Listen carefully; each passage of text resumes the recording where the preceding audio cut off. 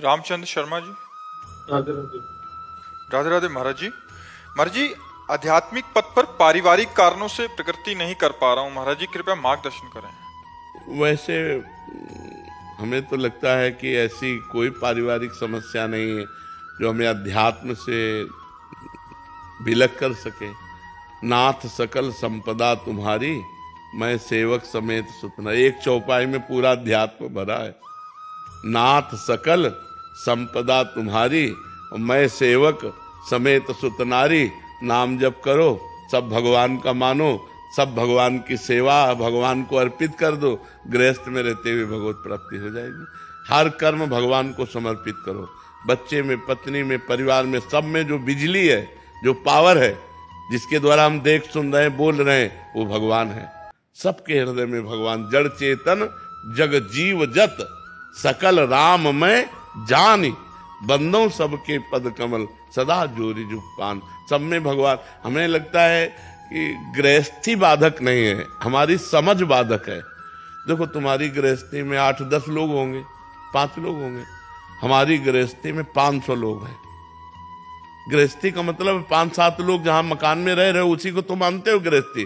भाई लड़का है, बिटिया है, पत्नी है, अमुक है, अमुक है।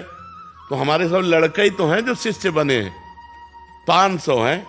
500 का एक साथ भोजन होता है और 500 के एक साथ सब खान पान विभाग रहना सबका।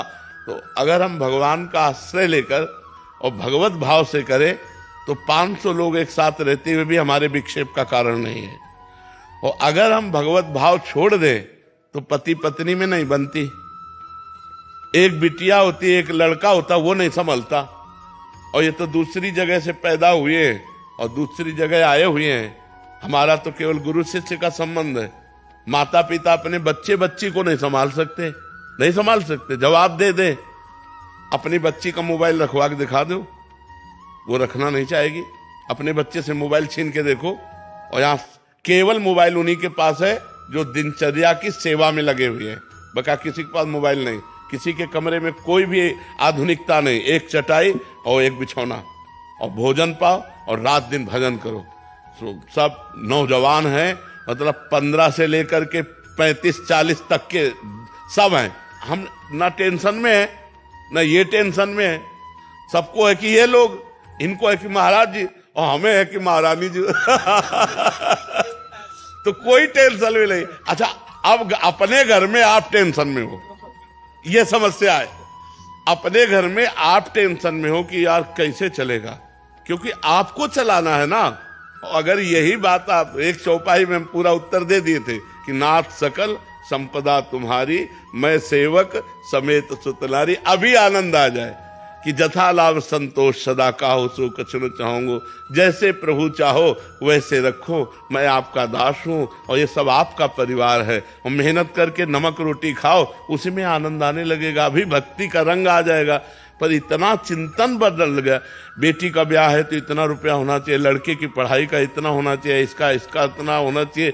वो सब टेंशन भरे हो। छोड़ो टेंशन, भगवान के ऊपर छोड़ो। भगवान कहते हैं अनन्यस चिंतयन्तो माम ये जनाः पर्युपासते तेषां नित्याभियुक्तानां योगक्षेमं वहाम्यहम्। जो मेरा अनन्य चिंतन करता है उसके योगक्षेम का वहन मैं करता हूं। अगर अपना भरोसा परमात्मा में लग जाए तो आप कह सकते हो कि आप बाबा जी हो। नरसिंह मेहता जी गृहस्थ थे। बेटी का भात भरने के लिए स्वयं जगदीश्वर भगवान गए। भरोसा है। इतना भात में लिखा गया था सामग्री कि वो आए ही ना, क्योंकि वो गरीब है, वो आए ही ना। तो उन्होंने पर्चा भगवान के आगे रख दिया और पहुंच गए। तो द्वारिकाधीश गाड़ियों से लद करके जितने पर्चे लिखे थे उससे अधिक, और यहां तक कि स्वर्ण वर्षा तक भगवान ने कर दी। तो हमें भरोसा होना चाहिए। वो कहानियां ही नहीं है, वो हम अपने जीवन में देख रहे हैं। अपने जीवन में देख रहे हैं। जहां हम मांग करके खाते तो कई कई दिन भूखे रहते, पर आज भगवान के भरोसे में तो 500 लोगों की व्यवस्था होती। तो हमें लगता है गृहस्थी हमको परेशान करने वाली नहीं, हमारा चिंतन हमको परेशान कर रहा है। यदि हम ये चिंतन में भगवान का नाम बैठा लें और विश्वास कर लें तो पक्का समझो।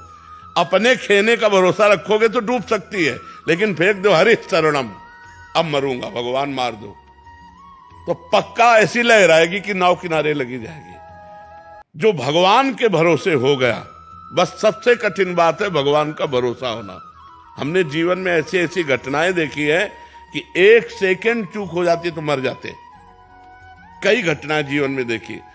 गंगा किनारे जा रहे थे, भ्रमण करते थे, गंगा किनारे ही भ्रमण करते थे, तो ऊपर से पूरा सूखा और नीचे सैकड़ों हाथ का दलदल कि मतलब, तो हम अगला जो ही कदम रखने में आवाज है, ए बाबा सावधान आगे मत जाना दलदल है। तो हमने पीछे बहुत देखा लेकिन आवाज वाला नहीं मिला, और आगे छड़ी मारी ऐसे तो गप से छड़ी चली गई, ऊपर की पपड़ी हट गई।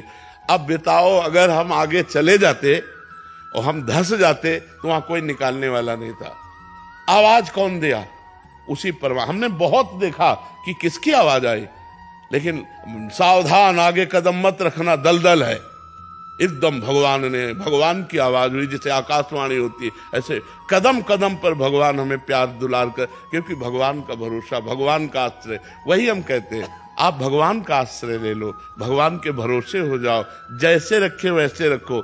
सुदामा जी को कई कई दिन भोजन नहीं मिलता था, लेकिन अपनी निष्ठा और भक्ति को तोड़ा नहीं, तो जैसी द्वारिकापुरी वैसी सुदामापुरी की रचना हो गई। हमें विश्वास करना चाहिए भगवान लक्ष्मीपति हैं, भगवान करुणामय हैं।